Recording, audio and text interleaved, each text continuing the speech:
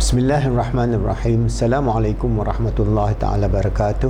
Alhamdulillah Rabbil Alamin. Wassalatu wassalamu ala syarafil anbiya wal mursalin wa ala alihi wa sahbihi ajma'in. Alhamdulillah, with the grace, mercy, permission and love of Allah subhanahu wa ta'ala, we continue a da'wah from P.2 Islamic Psychology Center and Khalifa Education Foundation. We are training and through our video, we have more than 1,000 videos in the various channels. Now we are developing material for Islamic integrative healing, Ru'yah IIH. Alright, but in post-Islamic psychology, we have more than 600 videos, and you can go to all our channel one by one and study and understand our approach. And we are training free of charge, certified life coach. Everywhere in the world, the da'wah or the future is to use positive psychology to transform the ummah through motivation, coaching, mentoring, and Islam heart of love as a deen for all humanity.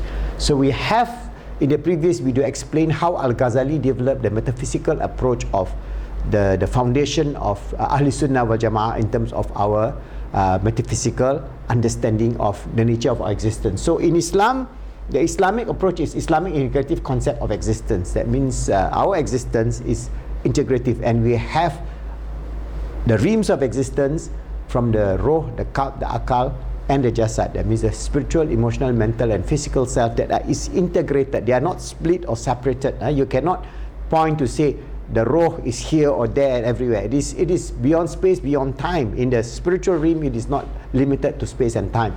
Within the physical realm that we live today, that is ordained by Allah in terms of our existence on this earth. We have length, width, space, time. All those are basically a three tridimensional existence within the framework of a world that is manifested by God. Allah subhanahu wa ta'ala, He manifested that. So that aspect I have explained to you how Islamic way of life can be very beautiful, can be full of Iman, Islam and Ihsan, full of happiness, joy and fulfillment, full of meaning and purpose, and how they are interrelated to our healing in terms of placebo effect, auto-suggestion, Pygmalion effect, quantum field effect, and the understanding of the five realms of our existence, Nasut, Malakut, Jabarut, Lahut and Hahut, and how these are traditional metaphysics that is within the understanding of our great scholars of the past. This is not something that I invent. These are the discussion and the nur or the ilham that Allah has given to all our great scholars who understood this and understand the integrative nature of our existence. So this is also followed through in terms of our levels of existence, in terms of our body, our akal, and our roh, and then our link towards from the material world to the terrestrial, to the intermediate, to the celestial, and then to the infinite. That is Allah subhanahu wa ta'ala. So how are we going to understand this from the perspective of modern science or psychology of the nature of the self? I'm just going to give you an idea. As I say, this needs a lot of research, further understanding, but the basic foundational idea of Islamic integrated concept of existence can be linked to modern science, modern cosmology, modern understanding of biology, psychology, and all the sciences that is integrative. That means you cannot just use cosmology as a basis for this understanding, even though the basis starts with the cosmological understanding. That means the cosmological understanding of the existence of this universe itself. That is a cosmological phenomenon. So we cannot escape that. We cannot go away from that. But then there are other things that affects our biological aspect in terms of our DNA, our RNA, in terms of the function of our brain, internal functions of our neuron, our dendrite, our synapses, and so on. So all these things come together within a package that is completely perfected by Allah subhanahu wa ta'ala. It is not something that is experiential, something like people say, oh, this is by chance, by evolution, and so on. Because materialism, it is not true. It is a lie that is imposed to humanity over the last 300 years by the material scientists, because they could not see any other realms of existence except the material, tridimensional, space-time world of the physical matter. But beyond that, we must have this understanding. So I'm going to give you some idea how this metaphysical relationship of the Islamic nature of existence vis-a-vis, say, for example, cosmology. All right, we know that this universe comes from a point of singularity. That means, what is the singularity? It's one dot. This is a big dot, okay? The dot that we exist, all right, in the universe, this universe is just a point of this ball point. You know, this ball in the ball point, that is the size at the point of singularity. That means, that is what the cosmology says. Before the Big Bang, there is a singularity. That is they call it the singularity event. That size is the size of one little pinhead. All right. So that little pinhead then is manifested. So that singularity comes from where? It comes from, it's an amar. From Islam, we have the amar or the command from Allah that created that single pinhead. So before that, that pinhead even doesn't exist. Oh, it's billions and billions and trillions of degrees Celsius. It's so hot, it's so dense, it's unbelievable. That is just a manifestation of the the power, the absolute power of Allah subhanahu wa ta'ala.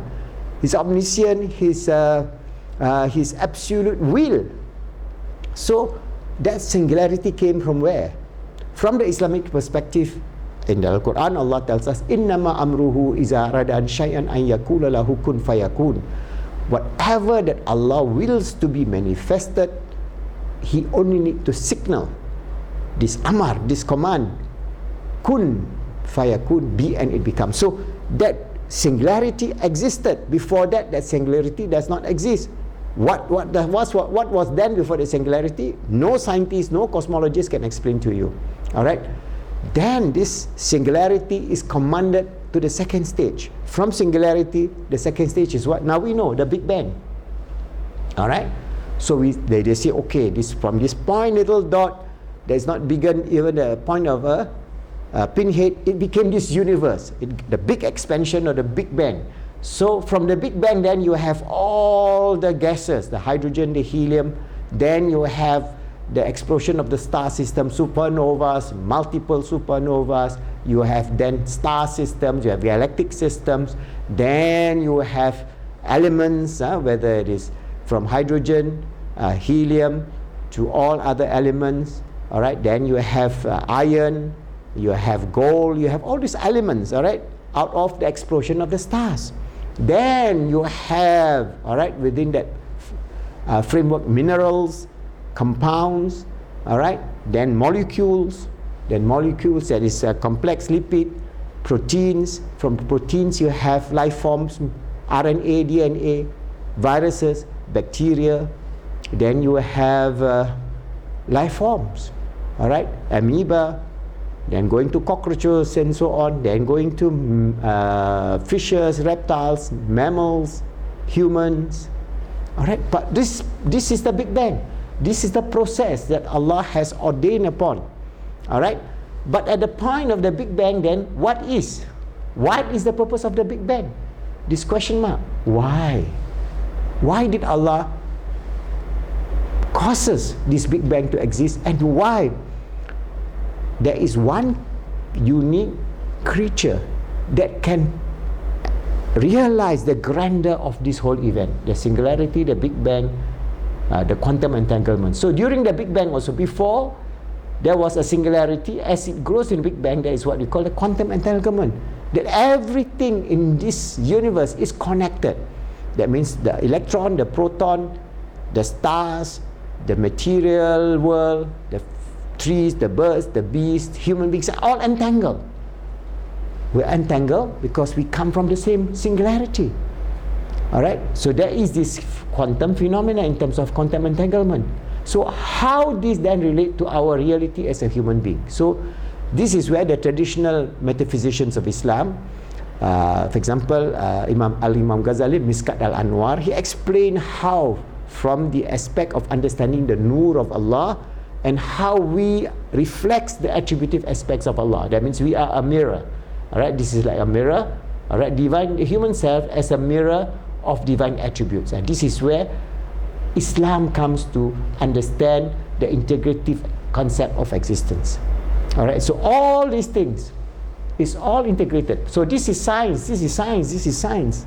But this aspect of explaining the nature of existence from the totality of understanding, this is an ilham.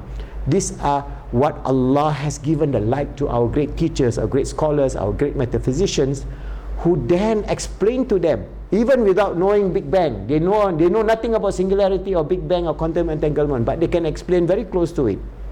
All right? And they can explain this in such a detail, with such accuracy, that it shows that Islam is the truth. I'm telling you, this is the truth.